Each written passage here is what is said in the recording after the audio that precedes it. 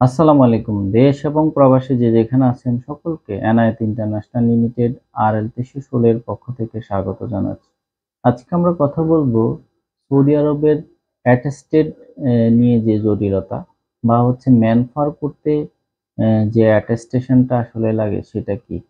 আমাদের প্রবাসী ভাই এবং আমাদের এই সেক্টরে যারা বিশেষ করে রিক্রুটিং এজেন্সির ম্যানপাওয়ার নিয়ে আসলে যারা আমরা আসলে কাজ করি, এই যে অ্যাটেস্টেশন হচ্ছে কিন্তু পূর্বে সৌদি আরবের জটিলতাটা ছিল না। বর্তমান কিন্তু আছে।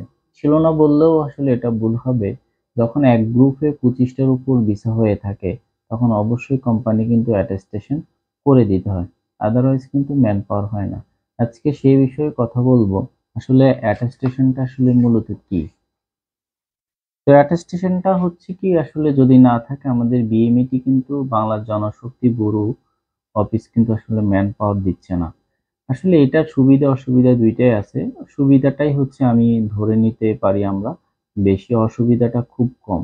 এতে করে অ্যাটেস্টেশন যদি থাকে বা কোনো কোম্পানি দিয়ে থাকে তাহলে বোঝা যাবে আসলে আমাদের প্রবাসী ভাইয়েরা যে কোম্পানিতে যাচ্ছে প্রবাসে বা সৌদি আরবে, ওই কোম্পানির আসলে এভেইলেবল কাজ আছে। এটা মূলত এই বিষয়টা নিয়ে আসলে আমরা আলোচনা করব। অ্যাটেস্টেশনটা মূলত একটা ডিমান্ড লেটার। একটা ডিমান্ড লেটার। আপনারা সকলে জানেন ডিমান্ড লেটারটা আসলে কি? ডিমান্ড লেটারটা হচ্ছে আসলে আপনার জব টাইটেলটা থাকবে। আপনি আসলে কোন পদে যাচ্ছেন। আপনার কোম্পানির নামটা উল্লেখ থাকবে। আপনার স্যালারি কত থাকবে। আপনি কত ঘন্টা প্রতিদিন ডিউটি করবেন। ওভারটাইম হচ্ছে আপনার থাকবে কিনা। আ এবং কোম্পানির টার্ম অ্যান্ড কন্ডিশন থাকবে একটা ব্যাপার। দেন হচ্ছে এটা সৌদি আরবের খারিজিয়া হবে। আ যেটাকে বলে হচ্ছে চেম্বার অফ কমার্স কমার্স হবে। ওখান থেকে সিলস অফ পর গিয়ে তারপরে এই ব্যাপারটা হচ্ছে আমাদের বাংলাদেশে যে এমবাসি গুলো আছে সৌদি আরবে, রিয়াদে আছে, জেদ্দা আছে, দাম্মামও আছে। তো রিয়াদে যে সেক্টরে আছেন ওই সেক্টরেই আপনারা গিয়ে অ্যাটেস্টেশনটা আসলে করাতে পারবেন। তো ধরে নিলাম হচ্ছে যে রিয়াদে আপনার এরিয়ায় যে কয়েকজন ভাই আছেন আপনি ভিসা তুলবেন। এখন আপনার ডিমান্ড লেটারটা দিল। দেন হচ্ছে কোম্পানি অ্যাটেস্টেশনটার জন্য জমা করবে হচ্ছে আমাদের সৌদি এম্বাসিতে। বাংলাদেশে, আমাদের সৌদি আরব বাংলাদেশ এম্বাসিতে জমা করবেন অ্যাটেস্টেশনের জন্য।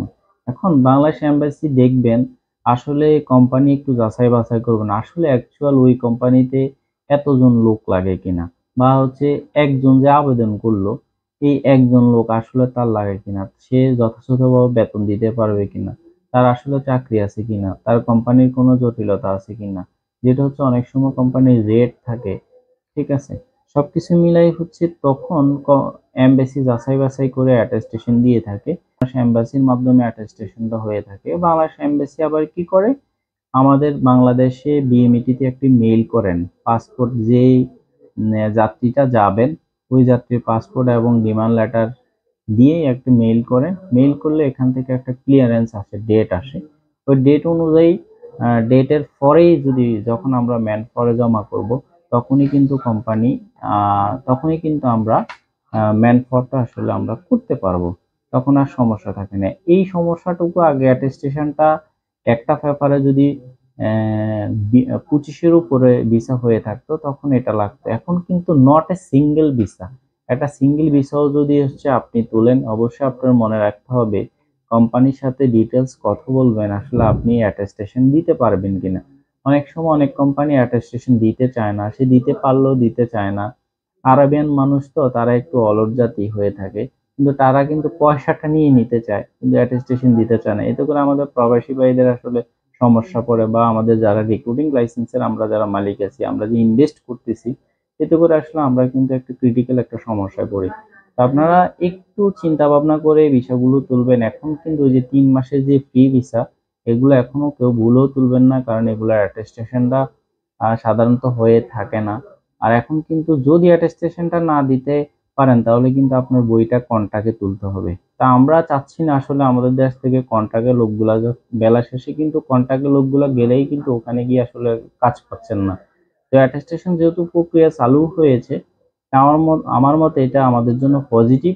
নেগেটিভ দুইটাই আছে। হয়তো কাজটা একটু লেন্দি প্রসেস হচ্ছে, কিন্তু এটা হচ্ছে আমাদের প্রবাসী ভাইদের জন্য ভালো। ভিডিওটা একটু বড় হয়ে যাচ্ছে, আপনাদের বোঝার সাপেক্ষে হয়তো আমি ছোট করে বুঝিয়ে বলতে পারতেছি না। তো আশা করি হচ্ছে আপনারা বুঝতে পেরেছেন। তো আবারও বলছি, যারা ভিসা তুলবেন বা তোলার চিন্তা করছেন বা কোম্পানির সাথে হচ্ছে অবশ্যই যোগাযোগ করবেন। কোম্পানির আসলে অ্যাটেস্টেশনটা কোম্পানি দিতে পারবে কিনা, ডিমান্ড লেটার দিতে পারবে কিনা, খারিজিয়া করে দিতে পারবে কিনা, ঠিক আছে। এবং খারিজিয়া করলে দেন হচ্ছে আমাদের সৌদি আরব বাংলাদেশে এম্বাসিতে গিয়েই হচ্ছে অ্যাটেস্টেশনটা করতে হবে।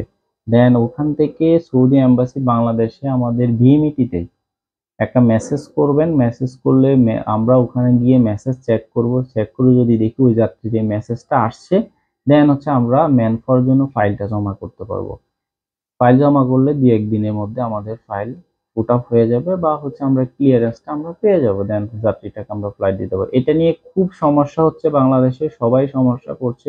আবারও বলছি, আপনারা ভিসা তুললে খুব হিসাব নিকাশ করে ভিসা তুলবেন। যে কোম্পানি বা যে মালিক অ্যাটেস্টেশন দিতে আগ্রহী হবে, আপনার সকল পেপার দিতে আগ্রহী হবে, ওইসব কোম্পানি থেকে ভিসা নেবেন। ধন্যবাদ, ভালো থাকবেন। আজকে এ পর্যন্তই। আমাদের অফিসের ঠিকানা হচ্ছে Dhaka Naya Paltan, China town, NID international limited, RL 2316।